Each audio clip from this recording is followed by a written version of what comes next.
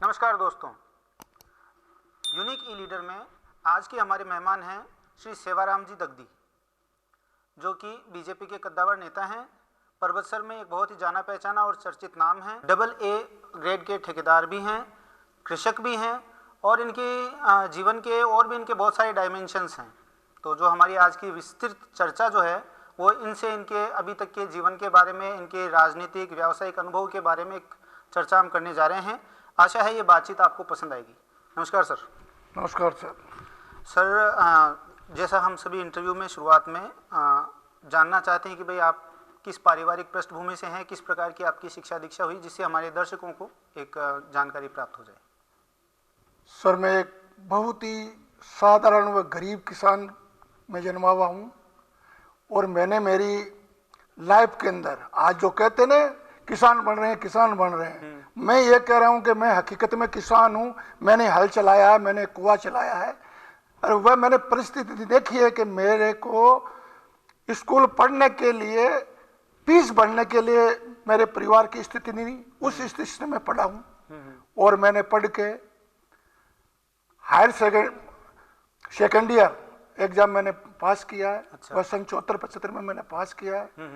उसके बाद मैं सन 75 में सर्विस करने के लिए नेपाल गया हूँ। अच्छा। 5 साल मैं नेपाल में नौकरी करके आया हूँ, सर्विस करके आया हूँ और उसके बाद एक ही बार के उस समय मेरे को 15,000 रुपये और फुल खर्चा मेरा वहन कर रही थी कंपनी। क्या बात है। परंतु मैंने वहां पे एक ही चीज देखी और सोचा कि भाई अपन 15,000 रुपये अपने लिए ये फिक्स है, अब अपन क्यों नहीं अपना किस्मत उगाड़ के देखते हैं। अच्छा। अगर किस्मत अपना काम दे गया तो ठीक है, अगर किस्मत में अपने में नौकरी लिखी हुई है तो ये 15,000 रुपये अपन वापिस आके नौकरी कर लेंगे। सही बात है। ये कहाँ जा रहे हैं? तो ये कहाँ जाएंगे। तो सन 80 में मैं नौकरी छोड़ के वापिस परबसर आया और यहाँ आते ही मैंने ठेकेदारी का काम प्रारंभ किया। अच्छा।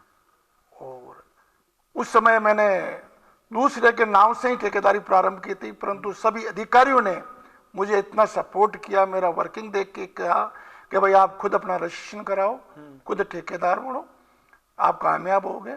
तो सब लोगों का आशीर्वाद होने के कारण मेरा परिवार, जिसमें मेरे माँ, मेरे भाई साहब और मेरे पिताजी और विशेष तौर से मेरी ग्रैंड मदर, एक अनपढ़ महिला होके मैं आज उसके जबक को सलाम करता हूं कि उसने मेरा हौसला बुलंदी करने के लिए कोई कमी नहीं छोड़ी थी और उसने छोटे से ही मेरा नाम ही निकाल दिया था, मेरा सेवा सेठ। अच्छा। कोई भी कहता तो कि वह मेरा सेठ है। क्या बात। तो आज मुझे वो दिन याद आते हैं, मेरी दादी की भाषा याद आती है और मैं मानता हूं कि ये मेरे पिताजी, मेरी माँ, मेरे बड़े भाई साहब और मेरी दादी, ये मेरे जीवन के प्रेरणा स्रोत हैं। और मैं आज न इनका एहसान मैं भूला हूं, जबकि आज 3 नहीं है, बड़े भाई साहब हैं। तो आज भी हम दोनों भाइयों का परिवार, वैसे कोई कह नहीं सकता कि ये अलग अलग रहते हैं या कंबाइंड रह रहे हैं। पूरा परिवार हमारा दोनों आदमियों का, करीब 30 आदमियों का परिवार है आज। तो उसमें हम घुल मिल के रह रहे हैं। तो आज मुझे सगुन मिलता है और आज मैं मेरी दादी, माँ और पिताजी और भाई साहब को सदैव मैं भगवान की तरह से उनको याद करता हूँ। देखिए सर, ये तो पूरा पर्वतसर जानता है आप दोनों भाइयों का जो प्रेम है, जिस प्रकार से आप दोनों के परिवार रहते हैं और जिस तरीके से आपने पारिवारिक मूल्य जो है वो अभी तक बचा के रखे हैं संयुक्त परिवार के, तो ये तो एक आदर्श परिवार है ही, सभी जानते हैं इस चीज़ को। आपने जो संघर्ष किया कि भाई आप यहाँ से नेपाल गए थे और नौकरी करी और नौकरी करने के बाद में आपने अपनी किस्मत को चैलेंज किया कि भाई देखते हैं क्या होता है, अगर किस्मत में कुछ आगे बढ़ना लिखा होगा। तो सर ये सारी चीज़ें जो होती है वो जज्बे से होती है और जज्बा जो है वो परिवार से मिलता है, पारिवारिक सपोर्ट होता है तो व्यक्ति आगे बढ़ता है। ये बहुत अच्छी बात आपने हमें बताई।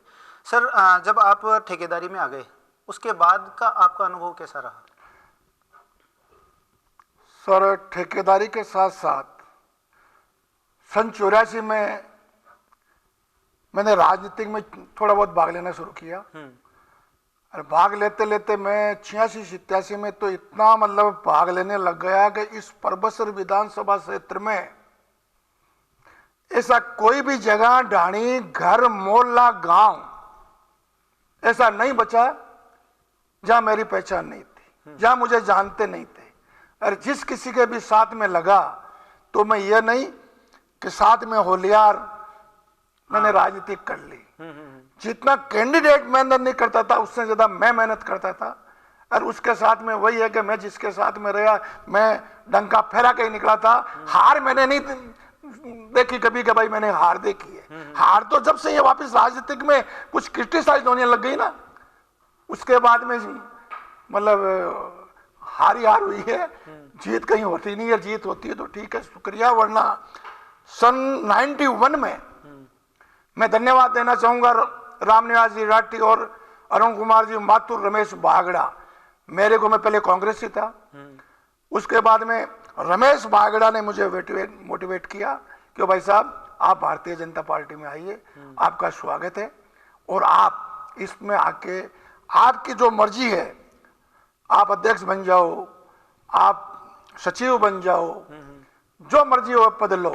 तो मैं आज आपके माध्यम से ये कहना चाहूंगा कि आज तक मैंने बिन पद के पार्टी की सेवा की है। मैंने आज तक कोई पद नहीं लिया पार्टी के अंदर, और बिन पद तन मन और धन से पार्टी के लिए न्योछावर था।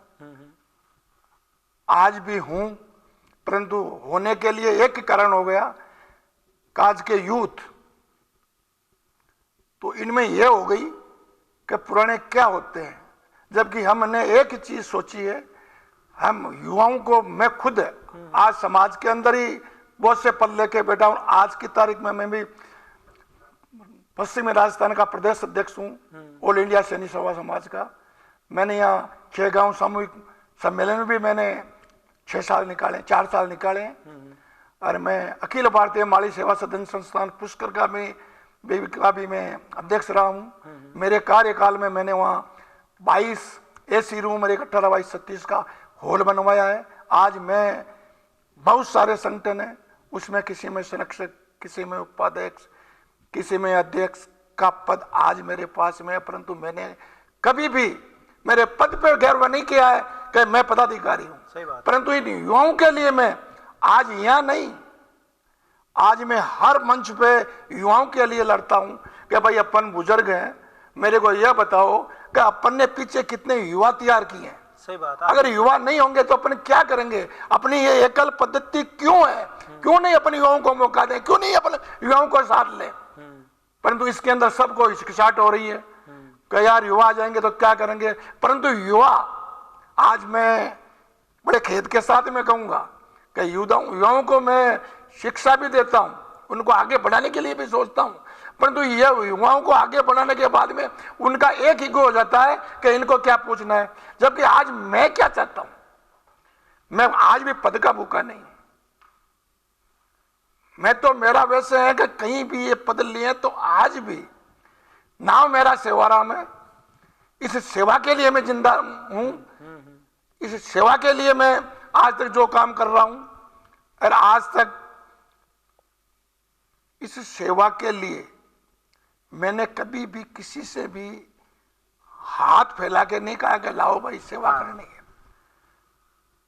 तो ये आज युवाओं को कह रहा हूं कि भाई आप एक चीज करो ना, आप आगे बढ़ो, परंतु आप अपने बुजुर्गों को खाली पूछ लो। आज बच्चे हैं, काम कर रहे हैं, अब करना तो इनको है, मुझे तो नहीं करना है ना। सही बात है। अगर आज ये बच्चे पूछ ही ले आके कि पापा हम फला काम कर रहे हैं, आपकी क्या राय है, तो क्या हम मना कर देंगे? सही बात है। पर हमारा दिल भर जाएगा कि हमारा बच्चा ये काम कर रहे हैं और अपने को पूछ रहे हैं। तो ये युवा पूछने की नहीं सोच रहे हैं, तो आज इसलिए हम हमारे साइलेंट होके बैठे हैं। पार्टी में है, पार्टी का विद्रोह नहीं किया है कभी भी। पार्टी में 91 में ज्वाइन करने के बाद में अब घर में बैठ गए, ये मंजूर है।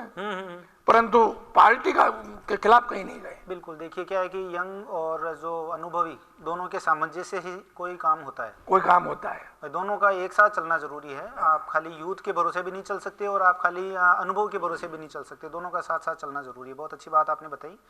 तो सर अभी जो पर्वत सर में जैसे अब नगर पालिका चुनाव की तिथि आ गई है और माहौल बन गया है चुनाव का, क्या लग रहा है इस एनवायरनमेंट में आपको किसका वोट बनना है? देखो सर, हालांकि मैं तो भारतीय जनता पार्टी का हूं और यही कहूंगा कि अगर भारतीय जनता पार्टी में अभी टिकटों की कच्चम खान चल रही है, अगर सही तरीके से अगर टिकट दे दिए, क्योंकि अभी 8 तारीख की मीटिंग थी, मीटिंग में मैंने एक ही सुझाव रखा था कि भारतीय जनता पार्टी का वोट कोई नहीं रोक सकता है, रोकेंगे तो अपन रोकेंगे, भारतीय जनता पार्टी के पदाधिकारी और कार्यकर्ता ही रोकेंगे। वे क्यों? आज 25 वार्ड है, कम से कम 25 वार्ड में मान लो कि 100 उम्मीदवार टिकट मांगने के अधिकारी होंगे, टिकट मांगेंगे, परंतु अगर सच्चे पार्टी के कार्यकर्ता हैं, सच्चे पार्टी के पदाधिकारी हैं, तो टिकट उन लोगों को दिया जाए जो वास्तव में जीतने के काबिल है।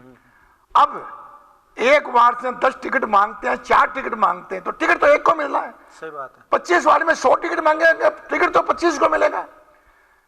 तो पीछे वाले 75 लोग ये सोचें कि भाई टिकट तक हमारी लड़ाई थी, टिकट नहीं मिला है, टिकट नहीं मिला, हम पार्टी का साथ देंगे। बिल्कुल। क्या अगर वह पार्टी का साथ देते हैं तो भारतीय जनता पार्टी का वोट बनाने में कोई नहीं रोक सकता है। अगर टिकट में और जिनको टिकट नहीं मिला वह गद्दारी करने में अगर लग जाते हैं तो भारतीय जनता पार्टी का वोट बचाने वाला भी कोई नहीं मिलेगा। अच्छा सर, एक बात बताएं, एक राजनीति से इतर अपन बात करते हैं। पर्वत सर का जिस तरीके से आपने काफ़ी टाइम से पर्वत सर को विकास करते हुए देखा है, जिस तरह से पर्वत सर गतिमान रहा है, गति आपको नहीं लगती है कि काफ़ी धीमी है? भाई जिस तरीके से पर्वत सर का जो है डेवलपमेंट होना चाहिए था उस प्रकार से डेवलपमेंट नहीं हुआ है। सर पर्वत सर का डेवलपमेंट, पर्वत सर का चारों ओर जो देख रहे हैं, अगर सही मायने में देखा जाए तो ये पूरी देन राठी जी की है। राठी जी के बाद में हर कोई आया है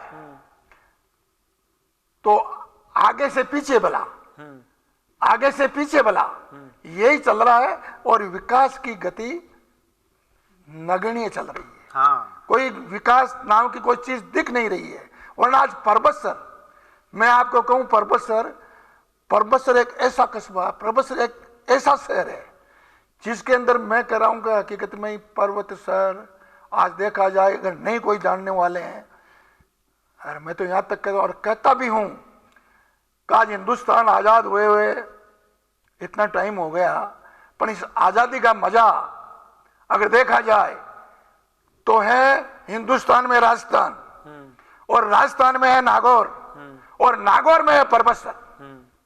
जैसा नाम है वैसा काम है, और जितनी स्वतंत्रता पर्वत सर वासियों को है उतनी स्वतंत्रता मेरी नजर में कहीं राजस्थान में नहीं है। हाँ, वो तो एक माहौल की बात हो गई सर, लेकिन जिस तरह से अपन देखते हैं कि छोटा ही रह गया ये।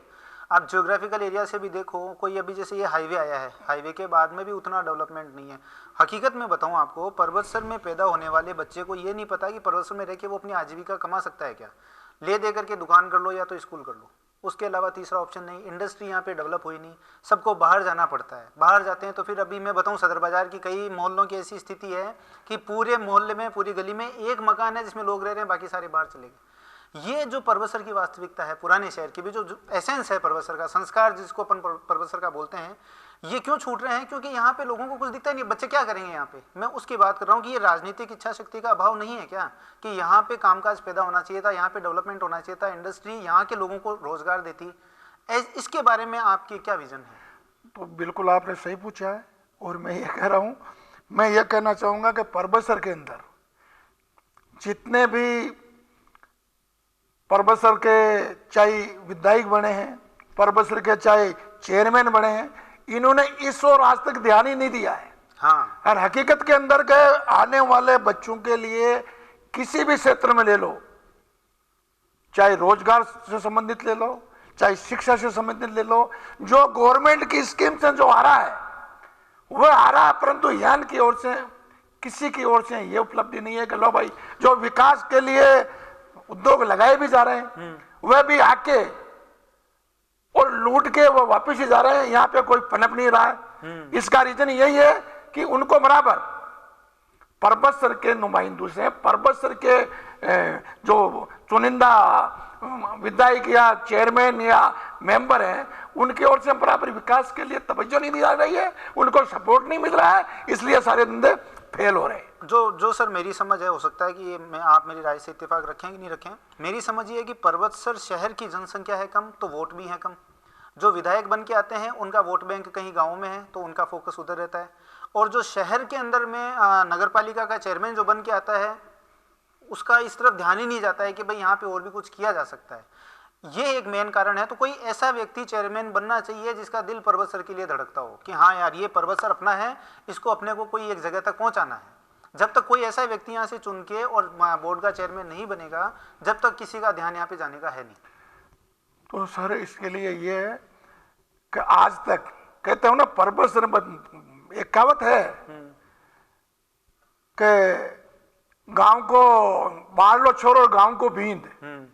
जो परबतसर में बाहर से आते हैं ना, उनके लिए तो परबतसर में तैयार हो जाते हैं कि साहब इसको आगे कर दो। हाँ सही है। और जो परबतसर में जाया पैदा हुआ है, जो परबतसर की सब भौगोलिक स्थिति जानता है, उसके लिए परबतसर वाले ही तैयार हो जाएंगे कि यार इसको मत आने दो आगे, ये कुछ कर देगा। वरना आज जैसे मैं कह रहा हूं, ये मेरी सोच है, अरे ये मेरे दिमाग में है। अच्छा, मैंने राजनीति के लिए किसी पद के लिए मैंने बताया था, अभी पहले बताया था कि मैं कतई इच्छुक नहीं था, न हूं। अब मेरे तो वही बात हो गई, मैं 67 साल का होने जा रहा हूं। आगे 5 साल बाद में 72 साल के हो जाएंगे। उसके बाद में तो मतलब कल्पना करना ही बेकार है कि मैं मेंबर बनूं या चेयरमैन बनूं या एमएलए बनूं। सही बात है। तो इसमें एक वापस मेरे दिमाग में आया कि यार अपन यहाँ पैदा हुए हैं, यहाँ की पूरी स्थिति की अपन को मालूम है।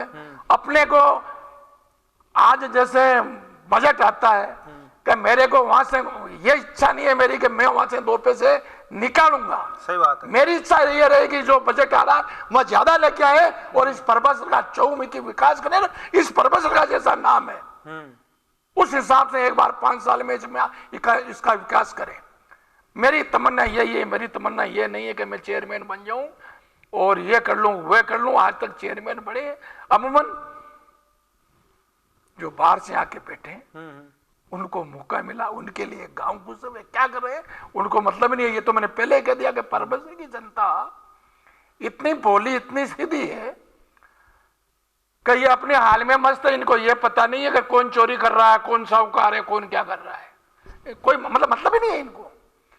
तो अगर ये हो जाए तो परबतसर का ऐसी बात नहीं है, परबतसर बहुत ही अच्छा जगह। अच्छा सर, एक अभी जो मुद्दा चल रहा है किसानों के लिए, जो किसान अभी आंदोलन कर रहे हैं और कृषि से संबंधित बहुत सारे नवाचार चारों तरफ हो रहे हैं। परबतसर में भी बहुत जने हैं जो ऑर्गेनिक काम करना चाह रहे हैं। ये एक वास्तव में एक ऐसा दिखता है दायरा जहाँ पे लोग काम करके कमा के खा सकते हैं इस गांव में भी।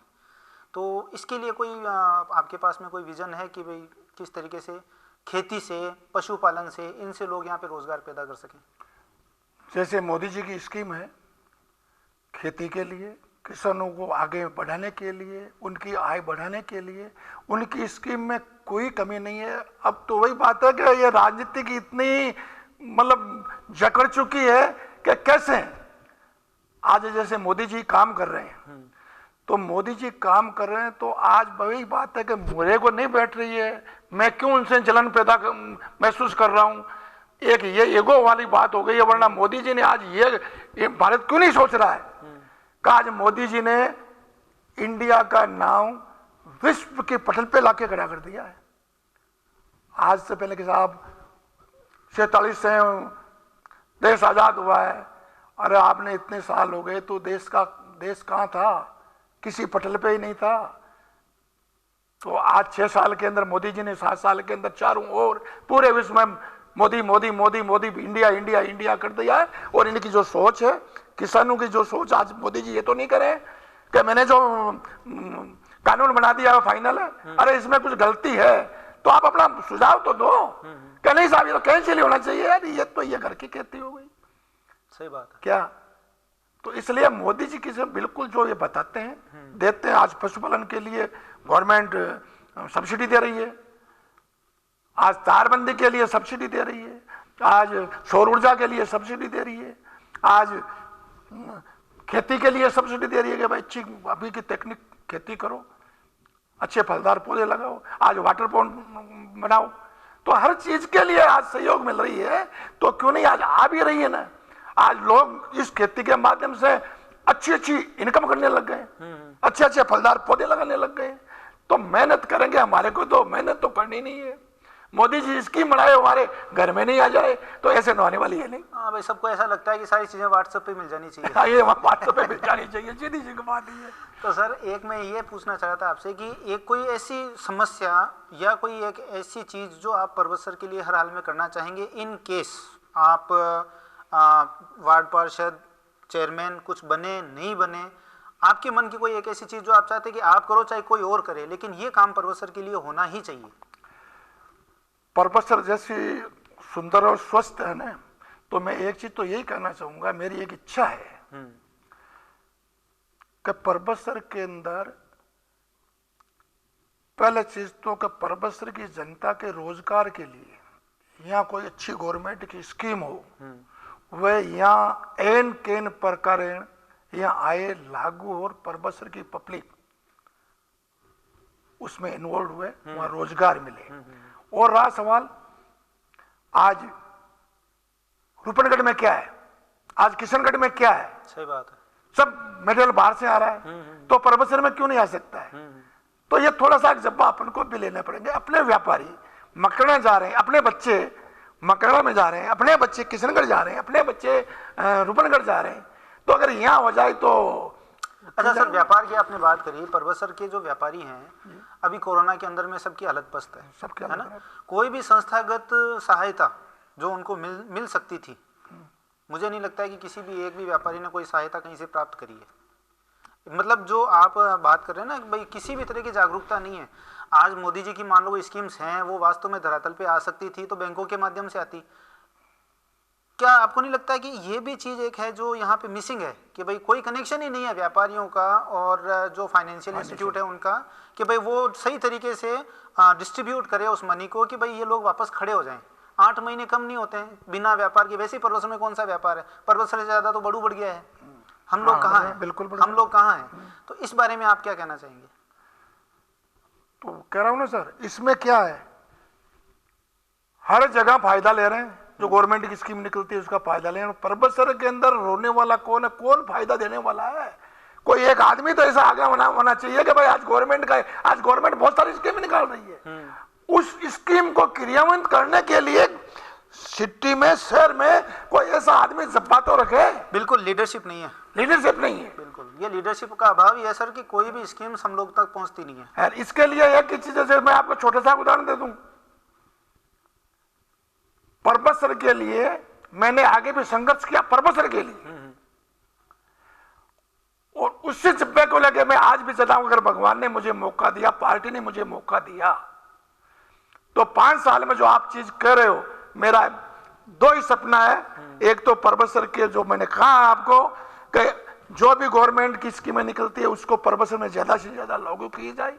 जो ऐसा लोग है उनको गवर्नमेंट का ज्यादा जितना फायदा हो सके वो फायदा मिले, और पर्वत सर चारों ओर से स्वच्छ, क्योंकि आज पर्वत सर में पानी अगर देखा जाए ना तो कहीं भी रुकने की जगह नहीं है। अगर रुक रहा है तो अपने लोगों की कमी के कारण ही रुक रहा है। तो इसलिए जहां सड़कें, गली, मोहल्ले जहां अतिक्रमण है, उन सबको सबकी सहमति से लेके हटा के एक स्वच्छ कस्बा वापिस, जैसा पर्वत सर का नाम है वैसा कर दिया जाए। ये मेरी हार्दिक इच्छा है, ये मेरी सोच है। अगर पार्टी ने, पर्वत सर की जनता ने मुझे साथ दिया, सहयोग दिया, तो ये मेरा सपना है, ये सेवाराम का सपना है, और ये सपना हमारे पूरा करने वाला है कि पर्वत सर की जनता, भाई लोग, पार्टी ये करने वाली, ये मौका देगी, तो ये सपना भी साकार होगा। सर, हमारी टीम आपके इस जज्बे को सलाम करती है। आशा करते हैं कि जो सपने आपने प्रोफेसर के लिए देखे हैं वो ऊपर वाला आपकी सहायता करें इनको पूरा करने में। बातचीत का समय देने के लिए बहुत बहुत धन्यवाद। धन्यवाद सर। Thank you sir. तो आशा है आपको ये बातचीत पसंद आई होगी। यदि आप भी अपने किसी फेवरेट जनप्रतिनिधि से बात करना चाहते हैं कि हम उनका इंटरव्यू करें, तो कमेंट बॉक्स में हमें लिखें, हम जरूर प्रयास करेंगे। धन्यवाद।